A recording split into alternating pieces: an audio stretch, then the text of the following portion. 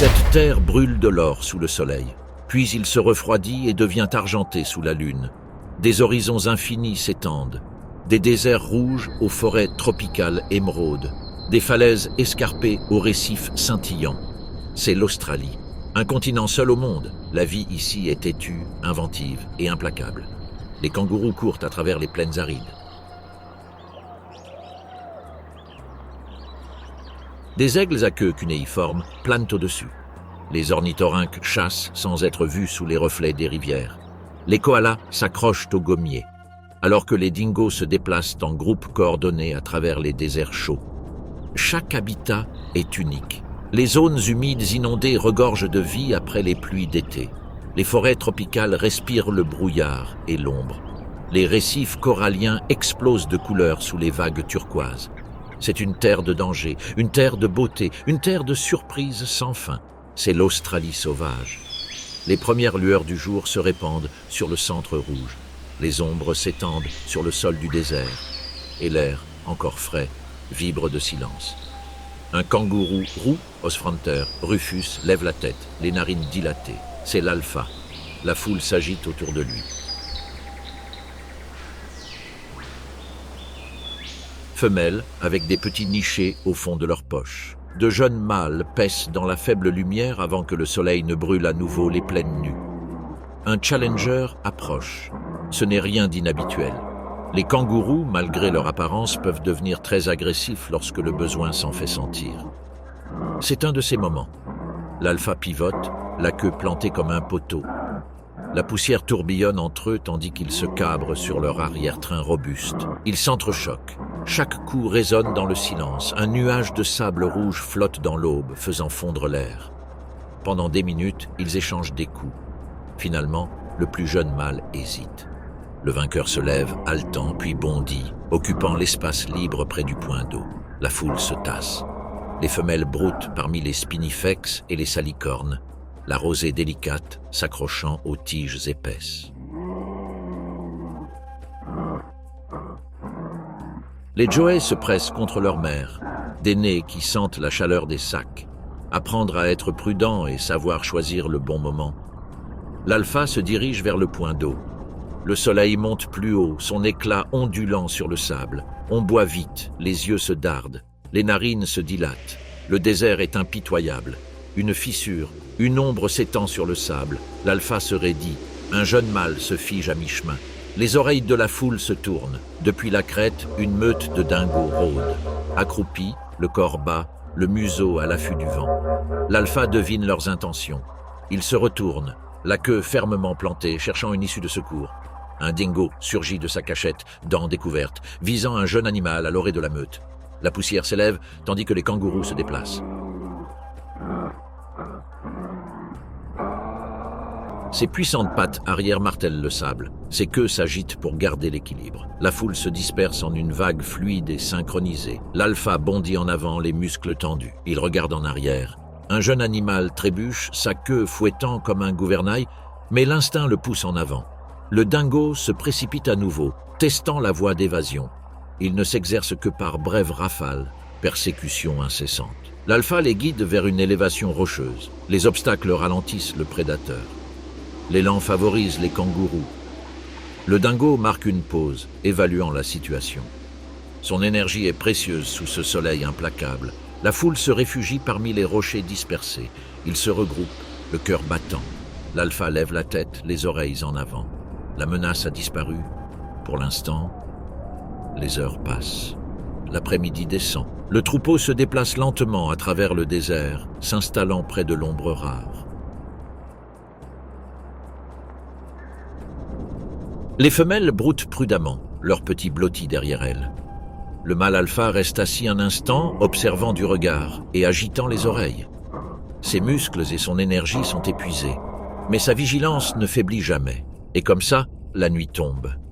Un silence plus froid enveloppe le centre rouge. La foule dort en groupes dispersés, les sens en alerte et le corps prêt à réagir instantanément. Les prédateurs du désert rôdent toujours, mais ce soir, la vigilance et l'expérience durement acquise de l'alpha ont préservé sa famille. Le centre rouge est dur. La chaleur brûle. L'eau est rare. Chaque ombre pourrait cacher un danger. Mais les kangourous tiennent bon. Dans quelques heures, un autre jour se lève. Le soleil se couche sur le centre rouge, le désert brille sous la chaleur. Ici, l'eau n'est pas seulement une ressource, c'est la vie elle-même. Et les animaux risquent souvent la mort pour y parvenir. Un puits d'eau brille comme un miroir, précieux, fugace. Des vagues d'oiseaux descendent. Pinsons mandarins, Teniopigia gutata, bavardent et voltigent de branche en branche. Les perruches ondulées, Melopsittacus indulatus, s'approchent comme des rubans verts et dorés. Les cacatoès, Cacatua sanguinea, bavardent et se poussent, picorant le rivage. Chaque oiseau boit, plonge et revient rapidement. Pendant ce temps, ils observent leur environnement avec nervosité et vigilance. Leur survie dépend de leur rapidité et de l'acuité de leurs sens. Un pinson s'approche trop près de la berge, trop imprudent à cause de sa soif. Sous la berge poussiéreuse, un lézard Peranti, Varanus giganteus, repose dans un silence parfait. Sa longue langue fourchue remue l'air à la recherche de mouvement. La lumière du soleil rebondit sur leurs écailles et se mêle au sable. Un faux pas, un battement d'ailes. Le Peranti se tend, ses muscles tendus comme un ressort. Un éclair frappe. Un nuage de poussière explose en une minuscule bouffée. Le petit oiseau disparaît. Les vagues de l'eau se calment. La volée sursaute dans les airs, se regroupe, se transformant en une masse tendue et mouvante. Chaque mouvement est calculé. Chaque oiseau observe, chaque œil alerte. Un autre frisson, une corella saute trop près, agitant la queue, alertant les autres. Le Peranti reste patient. Au-dessus, l'ombre se courbe. L'aigle audacieux, Aquila audax, surfe sur une ascendance thermique, planant haut au-dessus du point d'eau. Les ailes déployées, captant la chaleur montante, elle plissa les yeux. Elle tournait en rond, observait, attendait. Le mouvement en contrebas l'attire. Elle regarde les troupeaux se déplacer. Elle attend. Une chute soudaine du troupeau. Un oiseau fait une erreur de calcul. S'éloigner de la sécurité des chiffres, l'aigle replie ses ailes et tombe. Les griffes coupent l'air. Les plumes se dispersent comme des confettis et la poussière s'élève du rivage. Contact. Tout était terminé avant que le pinson puisse réagir. Ça suffit pour aujourd'hui. L'aigle se retire avec sa proie suspendue mollement à ses serres de fer. Sur l'autre rive, une autre vague de diamants mandarins atterrit. Ils se déplacent en cadence, rapidement, comme des flèches, mangeant par à-coups nerveux. Les perruches suivent, plus grandes et plus confiantes. Les corelles se déplacent et picorent les graines sur la rive. Chaque seconde compte. Au-dessus, un autre aigle tourne en rond, son ombre ondulant sur le sol. Le groupe se resserre instinctivement. La panique se répand dans l'air comme un grésillement. Des ailes s'entrechoquent. Un cri aigu retentit. Un pinson tombe du ciel, heurtant la poussière avec un bruit sourd. Peranti déménage. À moitié enfoui dans le sable, il bouge sa langue, goûtant l'air, lisant la vibration et l'odeur. L'oiseau tombé reste immobile. Un clin d'œil, puis un autre. Un coup de poignard soudain. Et le Peranti le revendique. Le cadavre disparaît dans un nuage de sable et de plumes. Autour d'eux, les troupeaux éclatent et un nuage de panique s'élève en chaleur. Ici, l'eau, c'est la vie. Elle invite également à la mort. Le temps passe, le soleil se lève. La poussière monte en spirale. Le Peranti se blottit à l'ombre, regardant les ondulations se calmer. Le point d'eau s'apaise. La chaleur scintille à la surface. Autour de lui, l'air vibre de faibles pulsations. Les pinsons se déplacent par vagues, palpitants, vivants. Un doux tri se fait entendre. Le premier groupe décolle, suivi d'un autre et un autre. Une cascade de mouvements. Ils se dispersent comme de la poussière, puis se rassemblent en un ruban vivant à travers le ciel. Des milliers d'ailes, battant à l'unisson, se dirigent vers les plaines de Spinifex à la poursuite de la faible promesse de graines cachées parmi les tiges. En bas, le Peranti les regarde partir. L'aigle ne les suit pas. Il sait que les petits oiseaux disparaîtront dans la brume, inaccessibles, protégés par leur nombre et le chaos de leurs mouvements. La volée vole bas au-dessus des sous-bois, descendant et montant à un rythme fluide. Leurs mouvements ne sont pas aléatoires. Chaque tour protège les oiseaux les plus faibles du vent, des faucons, en raison de l'épuisement. Ils suivent une carte invisible, mémorisée de génération en génération, des points d'eau aux aires de nourrissage, du danger à la sécurité, de la soif au repos. À midi, ils se perchent dans l'herbe sèche. L'air est empli de bavardage. Ils sont rejoints par des perruches. Éclats verts et dorés sur la terre rouge, ils se nourrissent rapidement, grignotant de minuscules graines et sautant à travers la poussière. Toutes les quelques secondes, un oiseau s'envole, puis un autre, dans une réaction en chaîne de vigilance qui ne s'arrête jamais.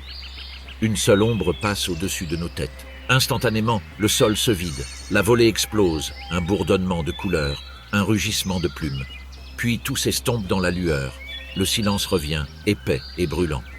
Mais le silence n'est jamais permanent. Quelques instants plus tard, le premier pinson méfiant revient, les ailes tremblantes.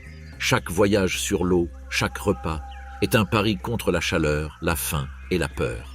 Et pourtant, ils continuent à venir, attirés par la nécessité. Ce schéma se poursuivra jusqu'à ce que les pluies changent. Lorsque les nuages de mousson se déplacent vers le sud, le désert fleurit. Le spinifex verdit, les graines éclatent et l'eau s'accumule dans les cavités peu profondes. C'est alors que les pinsons se reproduisent, rapides, frénétiques, inarrêtables. Ils construisent leur nid sous l'ombre épineuse des acacias, entrelaçant des herbes sèches pour former de petits fortins. Les couples s'interpellent constamment, émettant de courts et joyeux syllabes qui emplissent l'air du petit matin.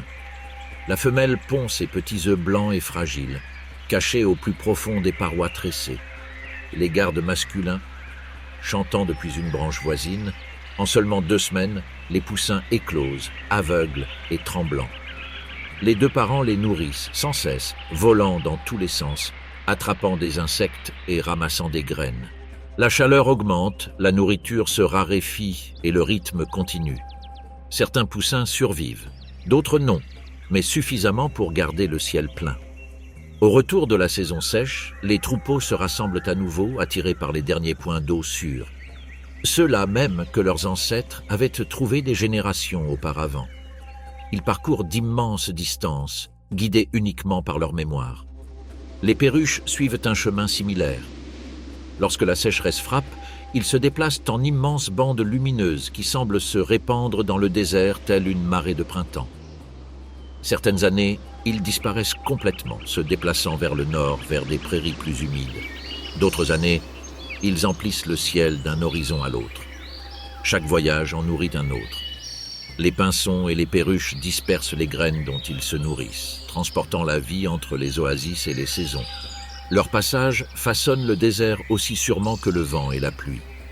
Bientôt, la saison de reproduction prendra fin. Les nids seront vidés. Les herbes mourront et se transformeront en or cassant. Une fois de plus, les oiseaux se rassembleront, poussés par la soif. Ils reviendront à ce même point d'eau, là où Péranti attend, là où l'aigle tourne. Pendant ce temps, un autre jour continue de s'écouler. Le soleil du désert bat sans relâche sur les plaines ocres. La chaleur brille, roulant en vagues qui brouillent l'horizon. Midi est arrivé. Sous le ciel éblouissant, la vie avance prudemment, mesurée par rapport à la survie. Une ombre apparaît au-dessus. Sous le soleil intense de midi, l'aigle audacieux, Aquila audax, plane haut au-dessus de l'étendue aride. Son ombre glisse sur la plaine, surplombant des groupes de kangourous, des volées de pinsons et la lueur d'un point d'eau solitaire. Chaque mouvement ci-dessous est un signe, un changement de rythme, un éclair de vulnérabilité. Il plane, conservant ses forces, décrivant patiemment des cercles. Profitant des courants thermiques, le plus grand rapace d'Australie décrit des cercles sans effort. Avec ses ailes immenses déployées sur près de 2,7 mètres d'un bout à l'autre, ses serres se plient une fois, sondant l'air. En bas, la bande de kangourous broutent, dispersés à travers la plaine. Parmi eux, un kangourou de 10 mois, qui n'a pas encore atteint ses pattes, mange à l'ombre de sa mère. Sa fourrure est douce et pâle, et son ventre encore velouté. Il est assez grand pour vagabonder, mais pas encore assez sage pour craindre le ciel. Il rompt la formation. L'aigle se retourne. Un seul mouvement de ses ailes. Ci-dessous, le mâle alpha lève la tête. sentir le changement subtil dans l'air. Une ombre se déplaçant sur la poussière, mais la menace est trop lointaine, trop haut. Le troupeau continue de paître. Sans prévenir, il déplie ses ailes. Elles tombent du ciel dans un silence mortel. L'air hurle au-delà de leurs plumes. L'immersion est terriblement rapide. La poussière tourbillonne tandis que la foule éclate. Les mères appellent le saut de Joey. Les queues se déplacent à travers les nuages de sable.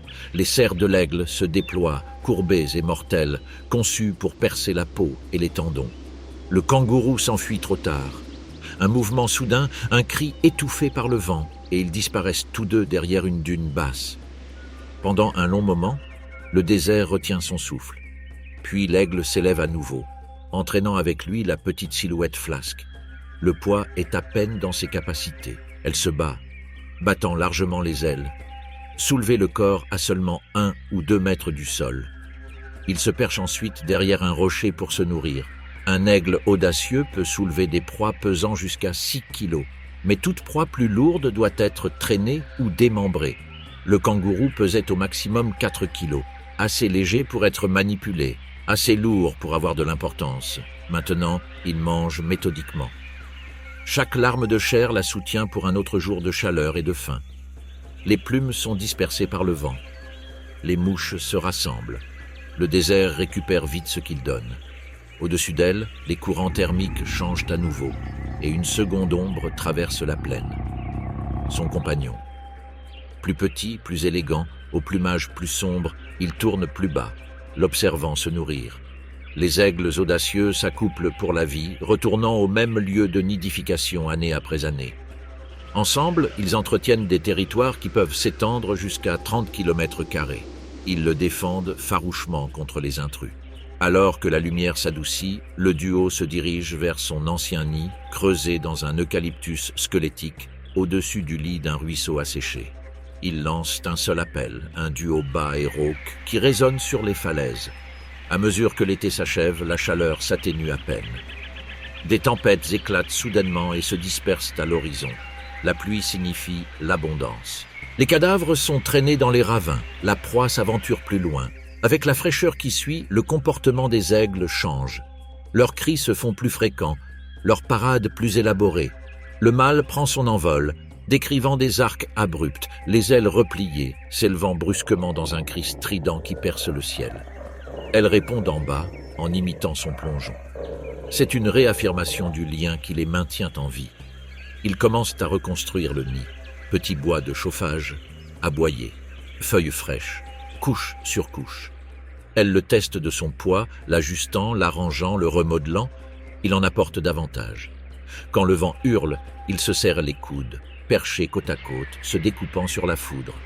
À la fin de l'hiver, la femelle s'installe dans le nid. Le premier œuf arrive, pâle, tacheté, fragile. Elle le garde farouchement.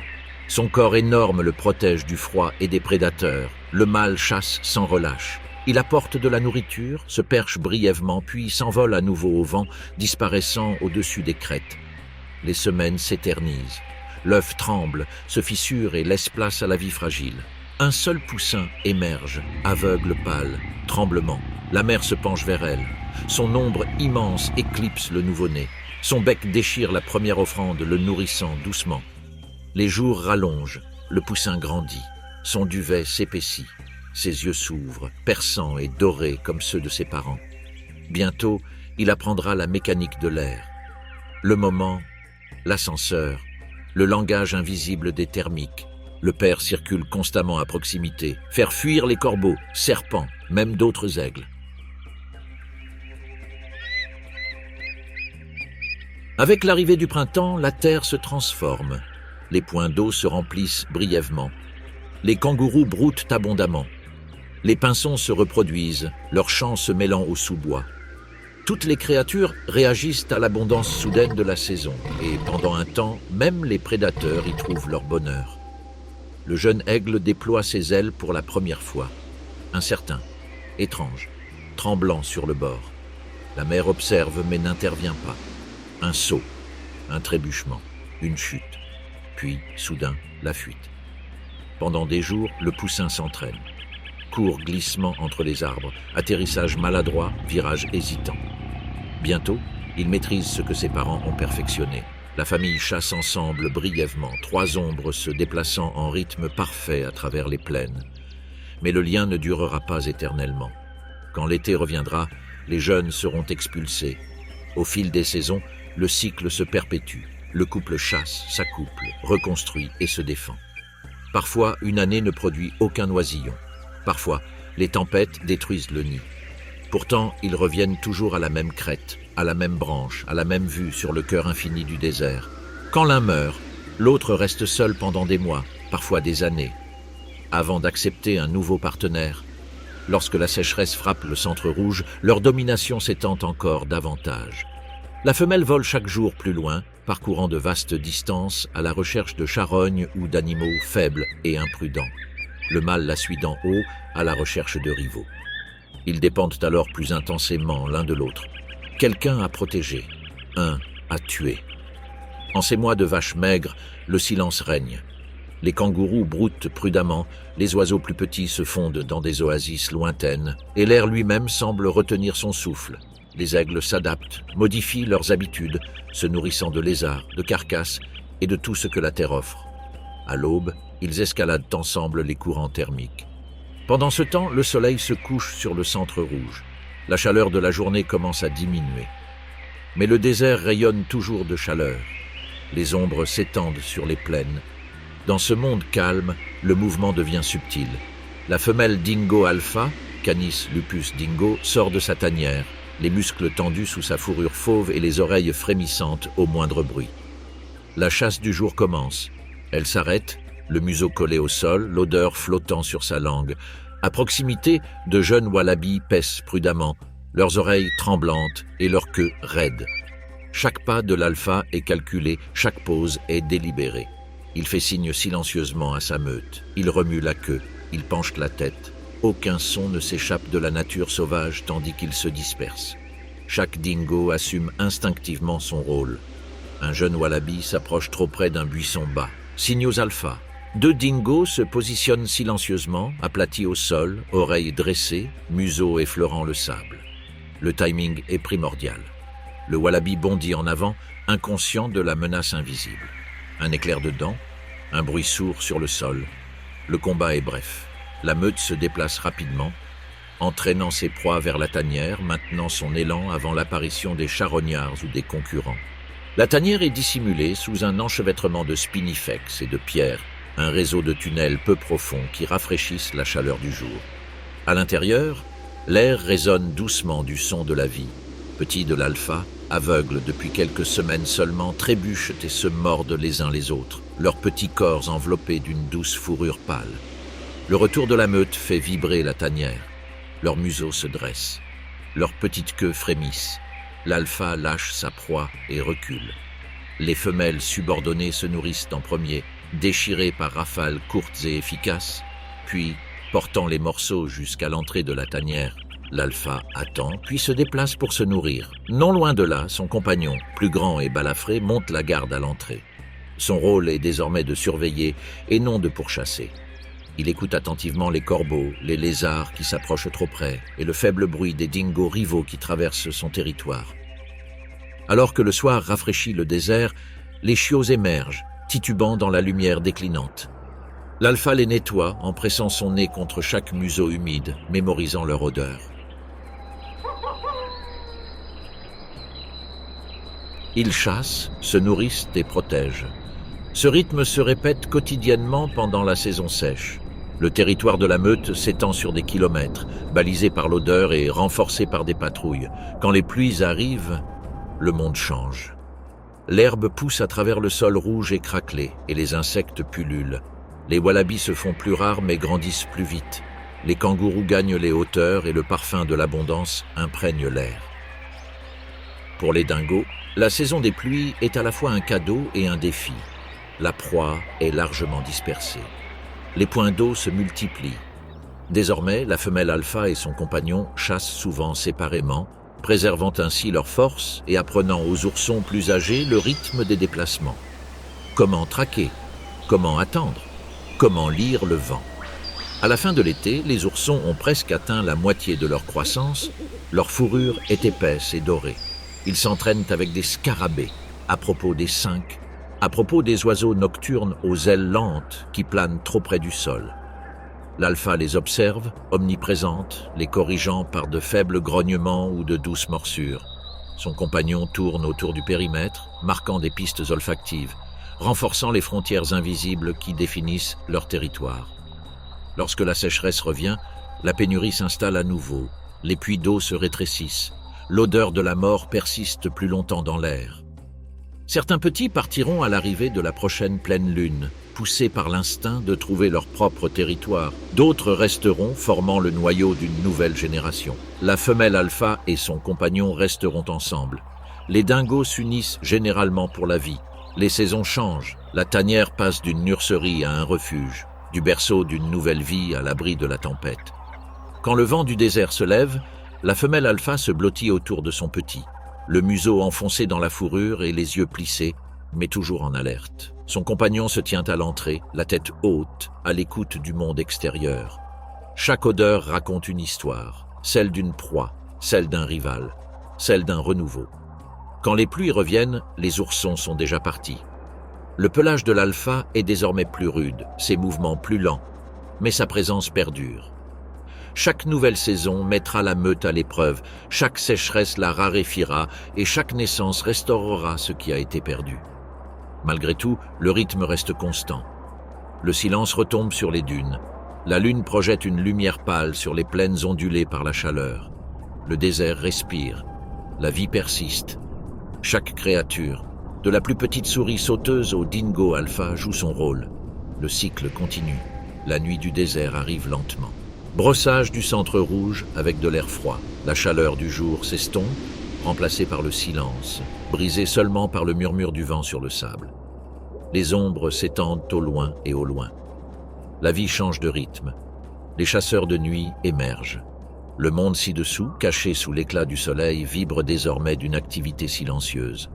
Sous le sable, la taupe marsupiale, Notoricte stiflops, creuse à l'aveugle. Sa fourrure luit d'un léger éclat doré, glissant sous l'effet du frottement du sable. Il n'a pas besoin de voir, ses yeux sont vestigiaux, recouverts de peau. Son monde est défini par les vibrations et le toucher. Chaque poussée de ses membres antérieurs déplace le sol en petites vagues constantes. Le sable se referme sur elle, s'affaissant derrière elle, lui scellant le passage sans laisser de traces. De minuscules griffes avancent, raclant les couches compactes. La créature ne se déplace pas dans des tunnels, mais dans du sable fluide nageant avec fluidité. Chaque grain en mouvement porte des informations. Il monte, le bourdonnement des insectes, le faible pouls de la vie qui s'étend à travers la dune. La taupe s'immobilise, les narines dilatées. Un tremblement passe. Un groupe de termites se nourrit de racines enfouies. Elle incline son corps, se recalibre puis bondit. Elle sort sa langue avec une précision déconcertante, attirant sa proie vers sa bouche. La nourriture est petite, fugace, mais assez. Chaque bouchée compte. Une racine interrompt son chemin. La taupe hésite, cherchant l'obstacle du bout du museau. Elle ajuste son angle, creuse autour de la barrière et continue. Sa progression est lente mais inexorable, traçant des chemins invisibles au cœur du désert. Là-haut, la vie s'agite en silence. Le gecko à queue épineuse, Strophurus ciliaris, émerge du refuge frais d'une crevasse rocheuse. Sa peau présente des motifs terreux qui imitent le relief. Sa queue est hérissée. Le gecko se déplace avec grâce et délicatesse, d'un pas léger et le corps au ras du sol. Un papillon de nuit vole dans l'air, les ailes captent la faible lueur de la lumière des étoiles. Le gecko se fige. Une pause, un mouvement, puis rapide, enroulé, précis. Le papillon disparaît entre ses mâchoires. La nuit s'épaissit. Une brise soulève la poussière en légère spirale au-dessus des dunes. Au loin, une meute de dingos s'installe pour se reposer. Le gecko écoute, immobile. Au-dessus des dunes, un faible murmure annonce le passage d'un autre chasseur nocturne, la chouette Hulotte. Ninox. Il vole bas au-dessus des sous-bois, ailes déployées et silencieuses. Chaque battement est contrôlé, délibéré, conservant son énergie pour le moment précis qui compte. Ses yeux d'un ambre profond et lumineux captent tout. Un éclair dans l'herbe. Le léger mouvement des moustaches d'une souris, le mouvement saccadé de la queue d'un gecko. Le hibou incline légèrement la tête. Un flou de plumes, une rafale d'air, puis le silence. Ses serres frappent avec précision, se refermant sur une souris sautillante qui s'était trop éloignée de son terrier. La poigne du hibou est décisive. Il s'élève, ses ailes dessinant de légers arcs dans le vide étoilé. D'en haut, il observe à nouveau la terre, pose sur une branche squelettique. Il tenait fermement sa nourriture. Loin en dessous, la taupe marsupiale continue son incessant creusement, inconsciente du drame qui se déroule au-dessus. Les vibrations l'atteignent faiblement. Elle ajuste légèrement sa trajectoire, percevant la pression d'en haut. La sécurité est plus profonde. Elle descend, là où le sable refroidit et s'épaissit. Le désert ne dort jamais vraiment. Les insectes se déplacent, leur corps dessinant des motifs sous l'écorce et la roche. Le gecko se lèche les yeux pour nettoyer la poussière, puis retourne dans la crevasse, rassasié pour la nuit. Au-dessus, la chouette mange, ses plumes bruissant doucement, chaque mouvement étant efficace et rituel. Les étoiles commencent à pâlir. L'horizon brille d'une faible lueur rouge. Le matin approche. Le hibou, savant, tourne la tête vers l'est où la lumière commence à tracer de fines lignes sur les dunes. Il gonfle ses plumes, frotte son bec contre l'écorce et reprend son envol, s'élevant vers le gommier fantôme le plus proche. Là, il se perche, repliant ses ailes avec précision et rétrécissant ses yeux en fente. Le gecko se retire sous un rocher. L'air se réchauffe rapidement, le sable passant de l'or au blanc pâle. Une faible lueur s'élève à la surface, déformant les contours, adoucissant les aspérités du monde. En contrebas, la taupe marsupiale s'enfonce plus profondément dans les couches fraîches et humides. Le désert au-dessus change de rythme diurne.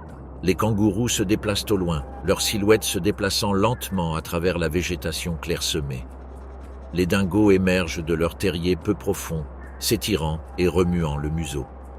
Les pinsons commencent à se rassembler autour du point d'eau qui rétrécit, leur bavardage contrastant fortement avec le bourdonnement croissant des mouches. Mais sous ces vies plus bruyantes, le monde caché de la taupe continue.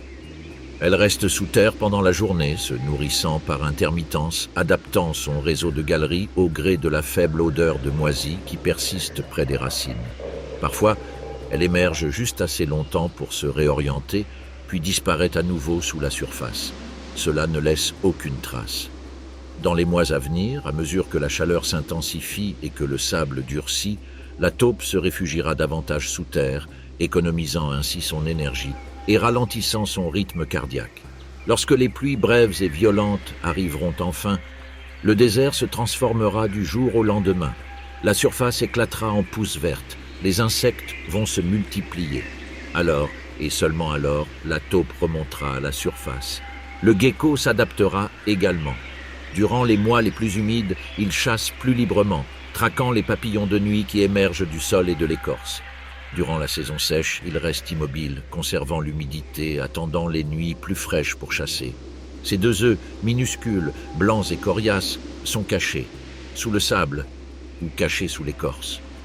Lorsque les jeunes naissent, ils se déplacent instantanément comme des répliques miniatures de leurs parents, déjà prêts à survivre dans un monde qui n'offre pas de seconde chance. Là-haut, la vie du hibou s'adapte aussi aux saisons. Au printemps, leur chant résonne doucement dans la forêt ouverte, un duo entre amis de toujours. Ils reviennent chaque année au même trou. Là, ils pondent leurs œufs et élèvent leurs poussins à l'ombre paisible de la cime des eucalyptus. Les parents chassent à tour de rôle. L'un reste près du nid, tandis que l'autre sillonne les dunes à la recherche d'insectes, de rongeurs ou de temps à autre d'un lézard sans méfiance. À l'aube, le désert est calme. La taupe dort au fond de ses tunnels. Le gecko se recroqueville à l'ombre et son rythme cardiaque ralentit. Le hibou se perche en silence, ses plumes ébouriffées par la chaleur croissante. Le monde de la nuit s'est retiré, mais sous le sable, le désert respire encore. Les jours passent comme ça, puis des semaines, puis des mois. Les saisons changent, le paysage change. Les pluies de mousson sont arrivées dans le territoire du Nord. L'eau s'étend sur les plaines, ruisseaux en crue, combler les dépressions. La brousse sèche de Kakadu en une vaste zone humide. La chaleur pèse lourdement, mélangée avec de l'humidité. L'air vibre de vie. Ici, la survie est dictée par l'eau. Chaque mouvement est mesuré par rapport à sa marée montante. Sous la surface réfléchie, un crocodile marin, Crocodylus porosus, est presque invisible. Seuls ses yeux et ses narines interrompent la ligne de flottaison. Ses écailles brillent faiblement dans la lumière filtrée. Son corps est immobile mais attentif à la moindre vibration. Autour d'elle, la zone humide respire. La crue estivale de Kakadu, les pies, Anseranas, les semi-palmata flottent au-dessus des eaux peu profondes, leurs cris aigus résonnant dans l'air dense et le battement de leurs ailes tandis qu'ils descendent se nourrir parmi les roseaux et les nénuphars. Ils soulèvent boue, graines et insectes. Ignorant qu'en dessous d'eux le muscle et l'instinct attendent, une noix se penche trop en avant, cherchant l'herbe submergée. L'eau se replie vers l'intérieur et explose vers l'extérieur. Le choc est instantané, violent, et disparaît tout aussi vite. Des ondulations se propagent, faisant écho au bref effondrement de l'équilibre.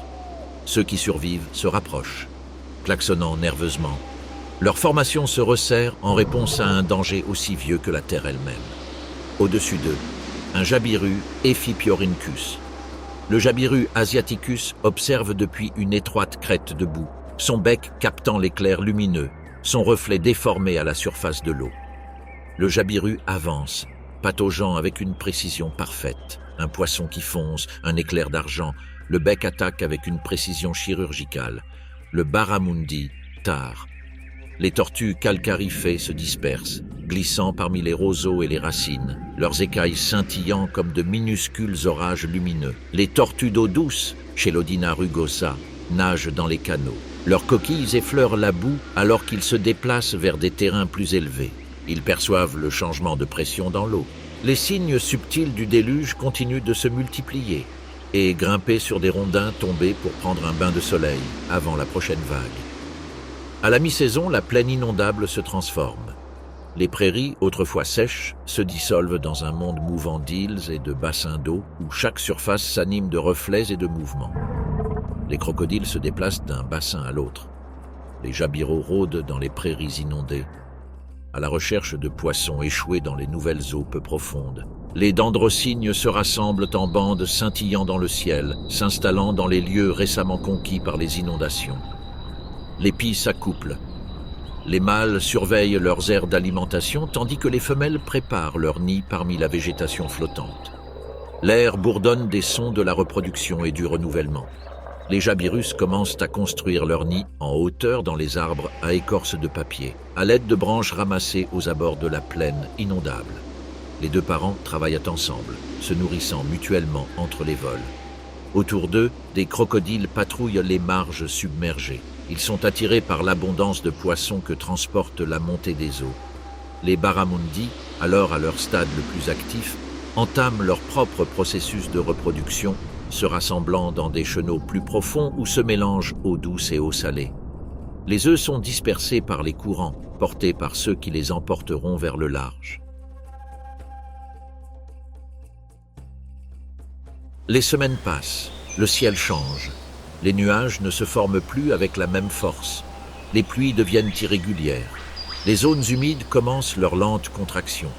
L'eau se retire dans des chenaux plus profonds, exposant des marais jonchés de coquillages, de racines et des traces des marées disparues.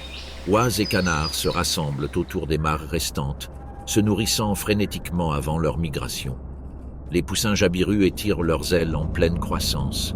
Les tortues creusent des tranchées peu profondes dans la boue meuble pour pondre leurs œufs, les enfermant sous un sol chaud qui va bientôt sécher et se fissurer. Le crocodile reste sur place, s'adaptant sans effort apparent. À mesure que les eaux se retirent, il se réfugie dans des canaux ombragés, conservant ainsi son énergie pour les mois plus maigres à venir. Il mange moins et bouge seulement quand c'est nécessaire. À la fin de la saison sèche, le paysage est presque méconnaissable. Ce qui était autrefois un monde de réflexion et de profondeur est désormais décoloré et craquelé sous le poids de la chaleur. La boue se rétracte, formant des mosaïques durcies. Les nénuphars s'effritent et se transforment en poussière. Les oies ont migré vers le nord. Leurs chants ont été remplacés par les cris lointains des hérons chassant dans des mares de plus en plus petites. Les jabiraux sont toujours là, Leurs petits ont pris leur envol et sont capables de se nourrir seuls. Les poissons se pressent dans les points d'eau de plus en plus restreints, poursuivis par les crocodiles. Les tortues s'enfoncent plus profondément dans la boue et hibernent pour survivre à la chaleur. Des tourbillons de poussière parcourent les plaines arides. Les dingos longent les dernières sources d'eau à la recherche d'arêtes de poissons et de restes d'oiseaux trop faibles pour voler. Le crocodile survit, à moitié enfoui dans l'ombre liquide, conservant jusqu'à la dernière once d'énergie. Ci-dessus, les premiers nuages d'orage commencent à se former à l'horizon. Eau, sombre, électrique. Les premières pluies sont violentes. Elles brisent le silence de la sécheresse, transformant la poussière en boue en un instant. L'eau s'engouffre dans des canaux restés silencieux pendant des mois. Le crocodile se lève, les yeux brillants, son corps s'élançant dans le courant qui revient. Les wapis reviennent en grands groupes. Les jabirus récupèrent les arbres où ils nichent. Les barramundis remontent la rivière. Les tortues sortent de leur sommeil. La zone humide se réveille à nouveau. Pendant ce temps, sur les plateaux de Kimberley, la scène est complètement différente. Le soleil se lève bas sur des falaises abruptes et des gorges profondes. Des ombres s'étendent sur la pierre ocre, attrapez la poussière et la lumière du matin. La chaleur est intense. Appuyez-vous contre les parois rocheuses. Faites cuire les fissures où la vie persiste. Sur des corniches étroites, un wallaby des rochers à oreilles courtes, Petrogal brachiotis, bondit avec un équilibre infaillible. Les jeunes s'accrochent fermement à leur mère, les yeux grands ouverts, s'imprégnant du paysage qui façonnera leur vie. En contrebas, les gorges respirent l'ombre. Le python olive, Liasis olivaceus, se glisse silencieusement sous les rochers. Sa langue goûte l'air chaud et l'odeur de la proie. Là-haut, un aigle à queue cunéiforme tourne, ses ailes massives captant les courants thermiques ascendants, ses yeux scrutant le dédale des falaises à la recherche d'un mouvement. Un éclair de fourrure, une pierre mouvante, un instant de vulnérabilité. Chaque vie sur ces falaises existe sur le fil du rasoir. Le lézard à collerette, Chlamydosaurus, Kingi, se prélasse sur une dalle chauffée par le soleil, ses écailles luisant comme du bronze. Au passage d'une ombre, son cou jabot s'évase dans un éclat orange et bleu.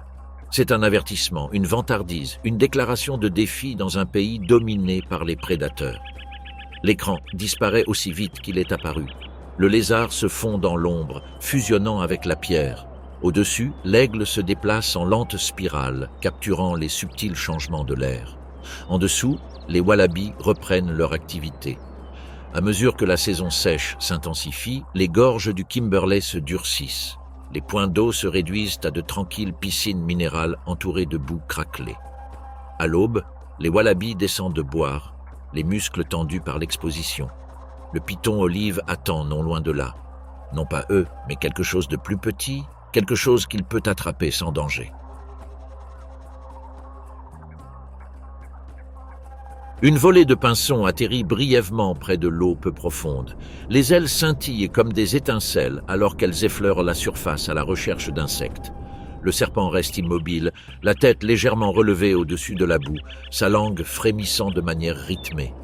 Un pinson s'éloigne du groupe, attiré par un éclair lumineux. L'attaque est presque silencieuse. Un clapotis dans l'eau et l'oiseau disparaît. Le reste du troupeau émerge dans un éclat de bruit et de poussière. Le python se love à nouveau sous le surplomb, ses mâchoires s'activant méthodiquement, patiemment et efficacement. Au-dessus, les wallabies finissent de boire, leurs oreilles frémissant sous l'effet de la détente déclinante. À midi, la chaleur fouette les falaises et l'air vibre du parfum du spinifex qui monte des plaines. Les lézards au cou ondulé se déplacent sans cesse entre le soleil et l'ombre. De cette façon, ils régulent la température. Les wallabies se réfugient à l'ombre des rochers où la chaleur rayonnante les protège de l'éblouissement. L'aigle chevauche les courants thermiques. Lorsque les orages arrivent, la terre se convulse. La foudre fend le ciel, embrasant l'herbe sèche et répandant les flammes dans les vallées. La fumée monte vers le haut, dessiner des insectes et des oiseaux dans une abondance brève et chaotique. Les lézards à cou ondulés s'aplatissent contre les rochers tandis que la chaleur s'intensifie autour d'eux, tandis que les wallabies grimpent plus haut, poussés par leur instinct et la fumée. Les incendies brûlent rapidement, éliminant les vieilles pousses et préparant le sol à la pluie. En quelques semaines, des pousses vertes émergent de la pierre noircie. Les falaises vibrent à nouveau de vie. Les jours passent, semaines, mois. Les premières pluies tombent en nappes épaisses. L'eau dévale les gorges, transformant les corniches sèches en cascades. Les wallabies descendent à travers la brume, broutant la végétation tendre. Les pitons à dos olive glissent hors de leurs abris, vers des mares reconstituées où grenouilles et petits oiseaux se rassemblent. Les lézards à cou ondulés émergent pour se nourrir de la vague d'insectes qui suit la pluie. À la fin de la saison sèche, l'eau se retire dans des zones ombragées et secrètes. Les wallabies se nourrissent d'herbes rares avant l'arrivée de la sécheresse. Les lézards à cou ondulés font une pause, conservant leur énergie sous la roche. Le python se réfugie dans sa crevasse, se reposant en silence. Les incendies reviendront. Ils le font toujours. Chaque station alimente la suivante. À la tombée de la nuit, la chaleur se dissipe. Les grillons bourdonnent dans les ravins.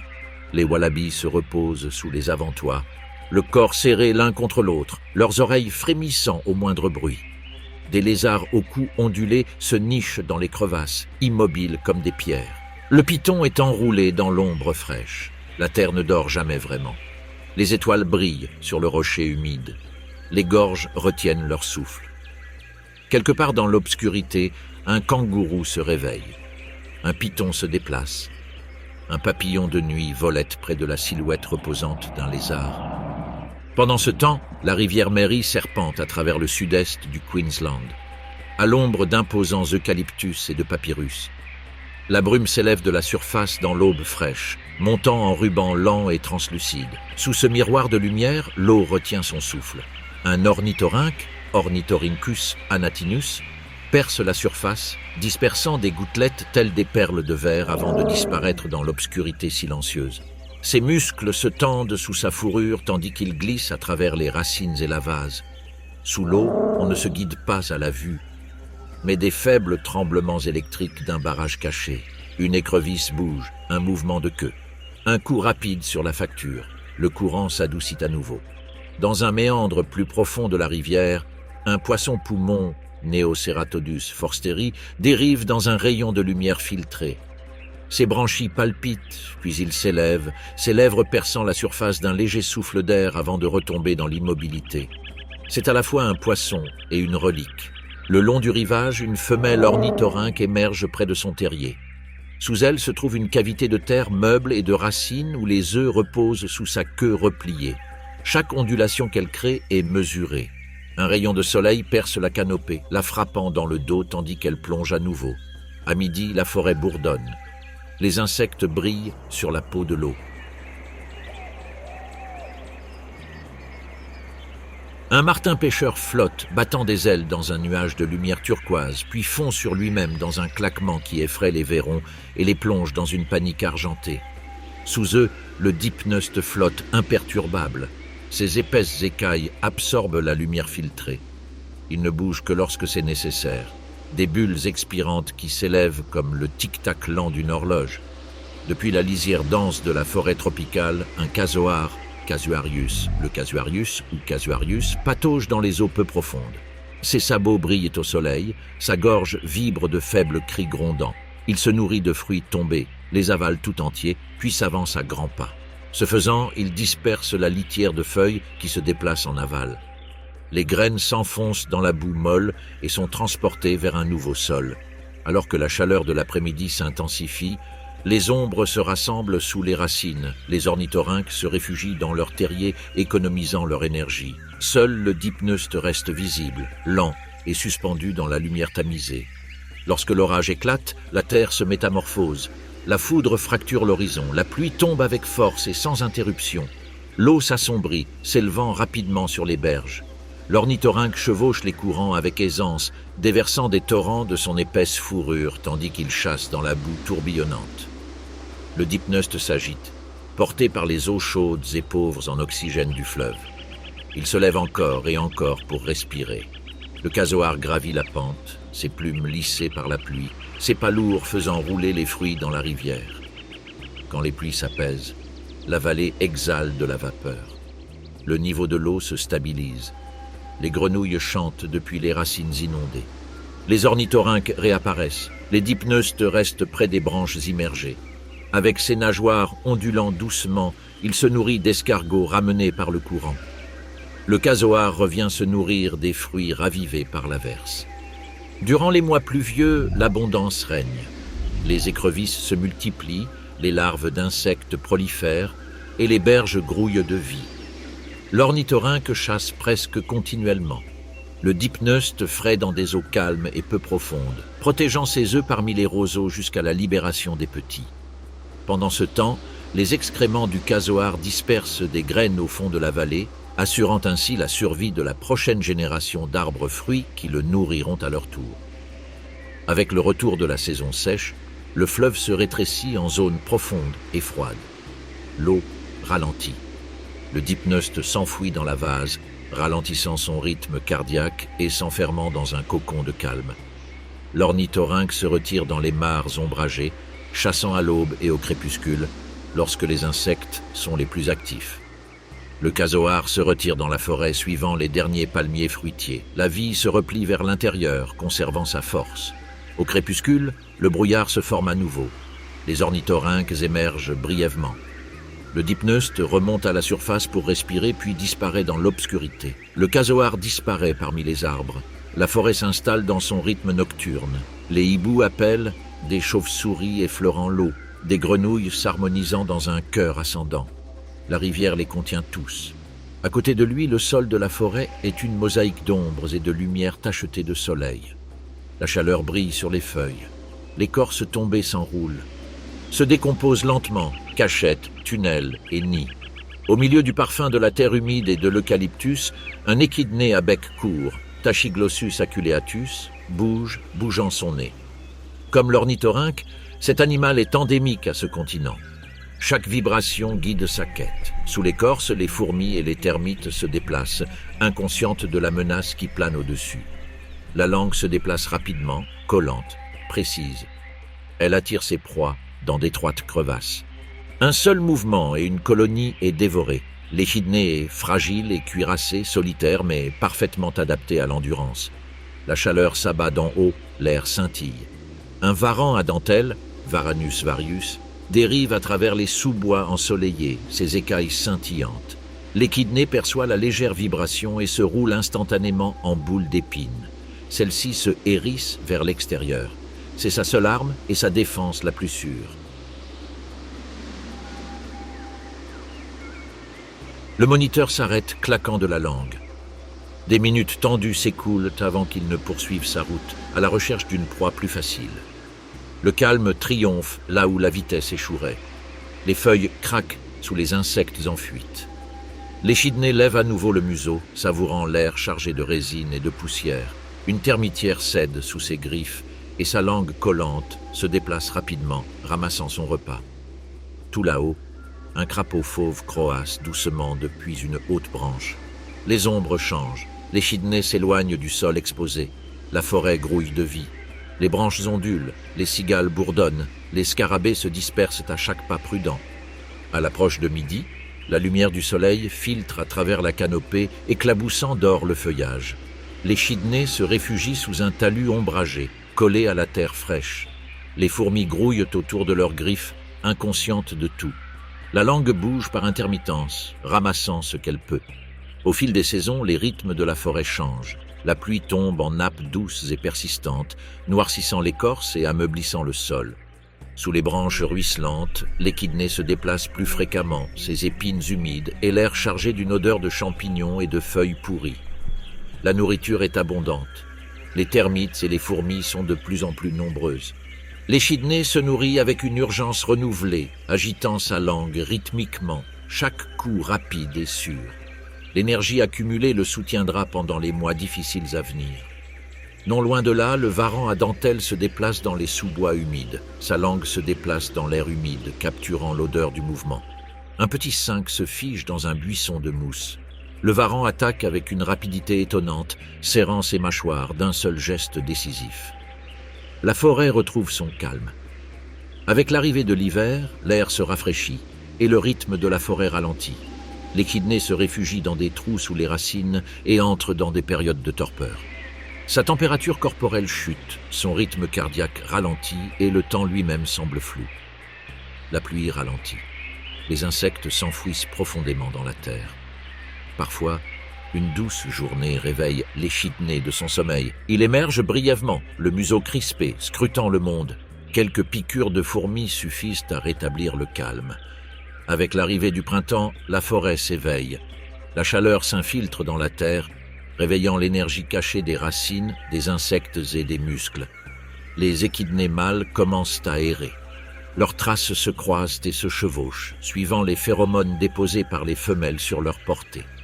Lorsqu'une femelle réceptive est trouvée, les mâles forment une lente procession derrière elle. C'est ce qu'on appelle le dressage. Un par un, ils suivent les mouvements de l'autre, parfois pendant des jours, jusqu'à ce que seul le plus fort reste.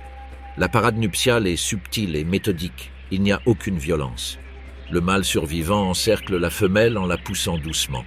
L'accouplement se déroule silencieusement parmi les fougères et les branches tombées.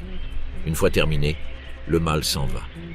La femelle continue de construire son terrier profond et isolé. À l'intérieur, elle pond un seul œuf coriace qu'elle enroule pour se protéger.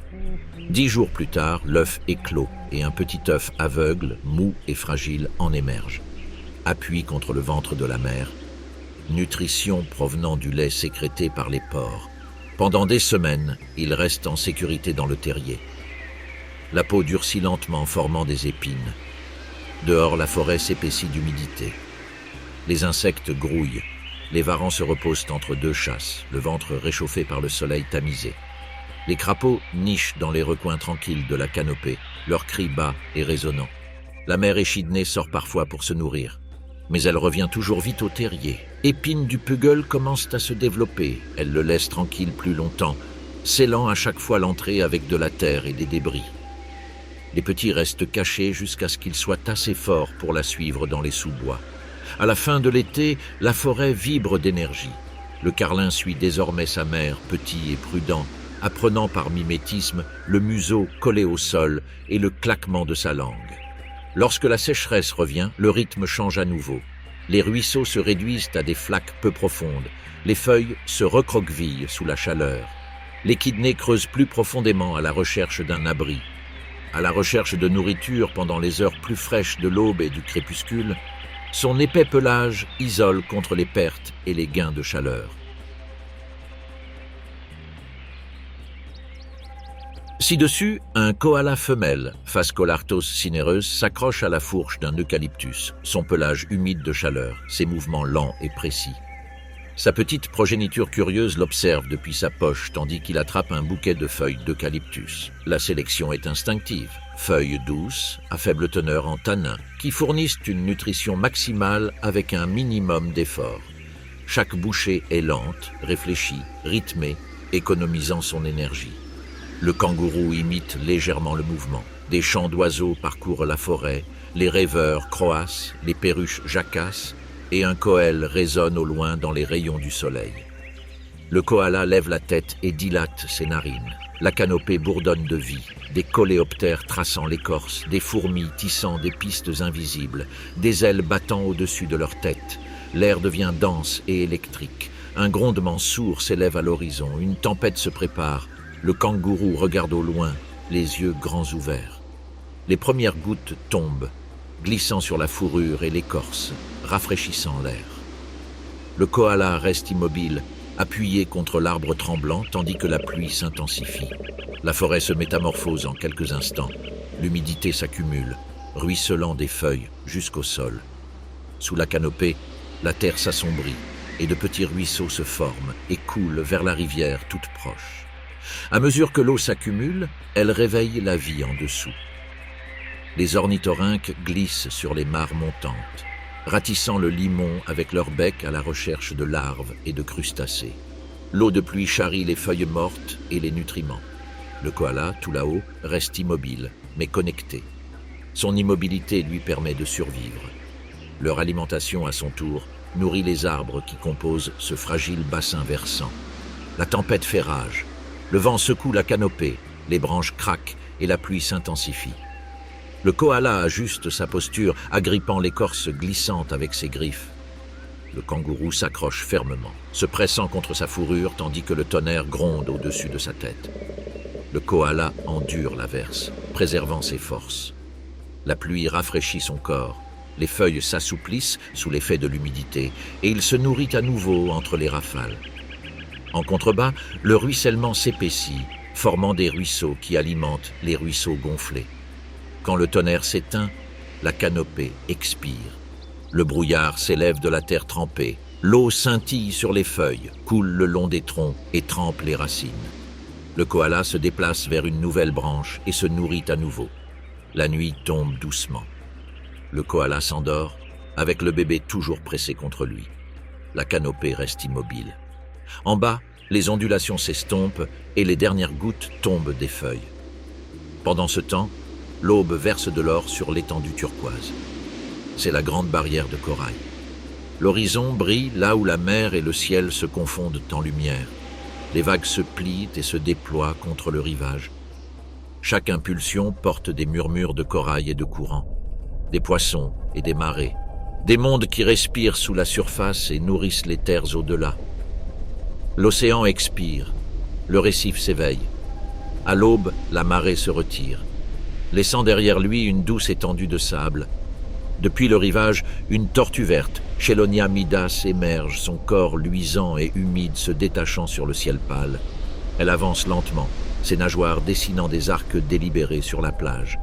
La mer la soutient, mais son instinct la pousse à avancer. Ce voyage, répété depuis des millions d'années, ne connaît aucune hésitation. Arrivée à la ligne de marée haute, elle s'arrête, les narines dilatées, les yeux s'habituant à l'or pâle du lever du soleil.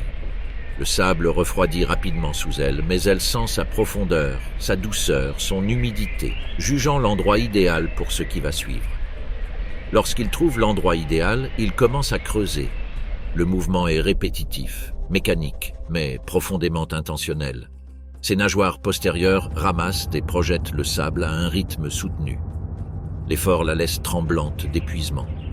Lorsque la caméra est enfin prête, elle baisse la queue et relâche l'embrayage. Des dizaines d'œufs lisses et brillants s'enfoncent dans l'obscurité.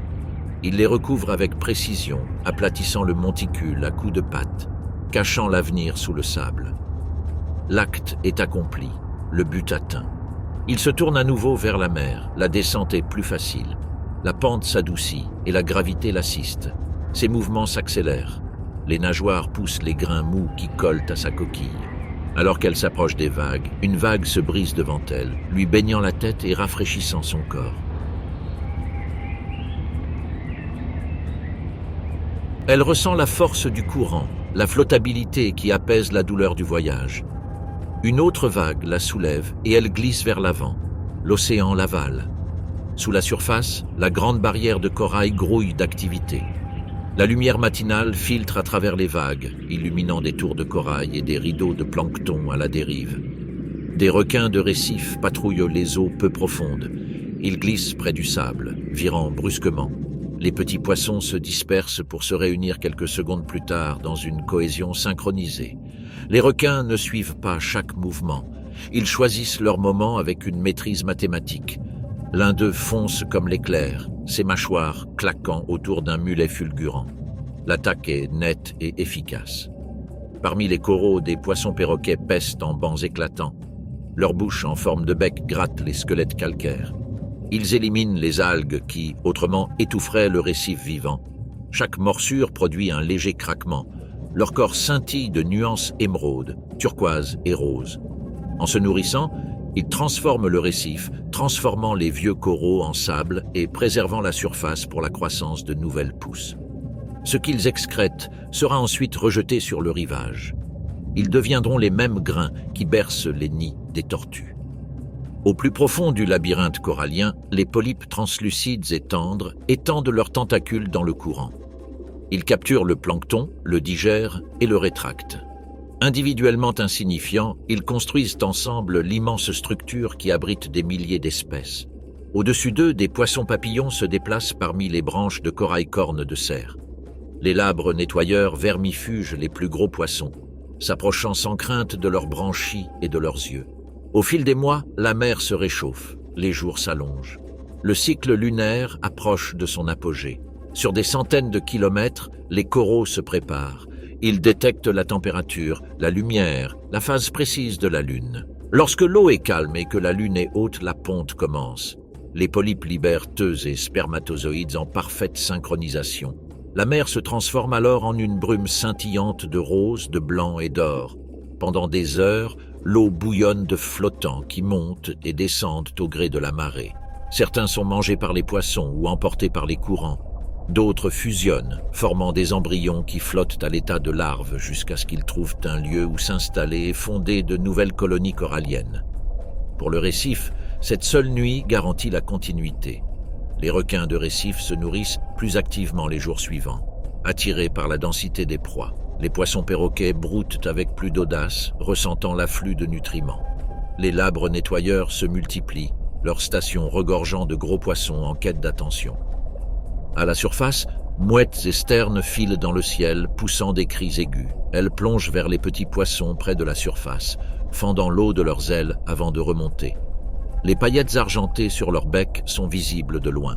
Leurs cris résonnent sur l'eau, se mêlant au clapotis des vagues et au doux craquement du sable. À l'intérieur des terres, le cri d'un aigle audacieux résonne dans l'air sec. La tortue verte, se reposant désormais dans des eaux plus profondes, flotte au-dessus du récif où elle retournera un jour. Autour d'eux, le plancton brille et la lumière du soleil se fragmente en colonnes qui s'estompent dans les profondeurs. Il se déplace lentement, économisant son énergie grâce à l'eau salée et au courant. Pendant des jours, il se nourrit des herbiers marins, récupérant l'énergie dépensée lors de son voyage de nidification. En dessous, les poissons perroquets continuent de brouter. Ci-dessus, les mouettes plongent. Les requins de récif glissent à l'ombre du corail. Les nuages de pluie s'amassent à l'horizon. Les vents se lèvent au-dessus des forêts lointaines, poussant les tempêtes vers la côte. La pluie assombrit la surface de la mer, atténuant la lumière. Les rivières gonflent, charriant terre, feuilles et nutriments de l'intérieur des terres. À travers les forêts d'eucalyptus, à travers les billabongs et les zones humides, jusqu'à ce qu'ils se déversent dans les eaux peu profondes du récif. Cet afflux de matière organique alimente les proliférations de plancton, qui à leur tour nourrissent les larves de poissons et les polypes coralliens. Cependant, l'équilibre est fragile. L'excès de sédiments trouble l'eau, bloquant la lumière du soleil. Pendant un temps, les polypes coralliens se retirent et se nourrissent moins. Les poissons perroquets se déplacent vers les bords plus clairs du récif. Les requins ajustent leur patrouille. Une fois la tempête passée, la clarté revient. Le soleil filtre à nouveau dans l'eau. Le récif s'illumine, les couleurs se ravivent en motifs vibrants. Les polypes s'ouvrent à nouveau et l'alimentation reprend. Un jeune requin de récif explore les eaux peu profondes, timide mais concentré. Détecte les vibrations. Il y a un banc de poissons perroquets à proximité. Le requin bondit, rapide et précis. Les poissons se dispersent, certains plongeant à couvert, d'autres restant paralysés un instant avant de s'éloigner rapidement. Le requin rate sa cible. L'espace d'un instant, le calme revient, puis le requin incline légèrement la tête, ralentissant son mouvement. Le ruisseau environnant coule sans être perturbé. Caché dans le sable, une raie gît enfouie, sa silhouette invisible, sa respiration imperceptible. Pourtant, de faibles impulsions électriques la trahissent.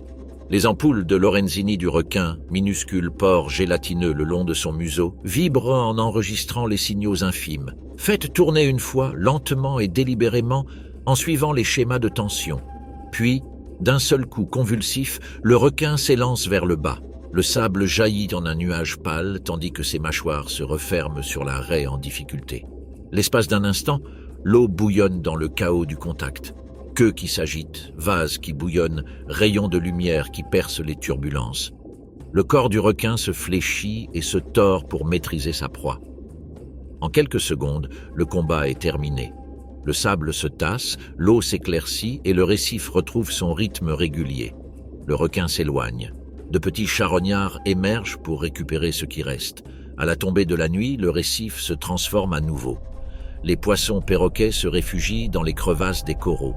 Là, ils sécrètent des cocons de mucus qui cachent leur odeur aux prédateurs. Les labres nettoyeurs disparaissent dans les crevasses. Les requins de récif descendent dans les eaux plus profondes. Les polypes se dispersent à nouveau, se nourrissant à la faible lueur du plancton. Au-dessus, la lune est pleine. La tortue flotte près de la surface, ses yeux brisant à peine l'eau pour respirer. Des semaines plus tard, sur la même plage où ils ont niché, le sable se remue. Sous la pression de leurs minuscules griffes, la surface tremble et se fissure. Un à un, les petits émergent, sombres, brillants et frénétiques. Ils se précipitent vers la faible lueur de l'océan. Chaque pas est une course contre la montre. Les crabes fantômes jaillissent de leur terrier. Les mouettes les observent en cercle. Les premiers oisillons atteignent le ressac, emportés par une vague qui se retire.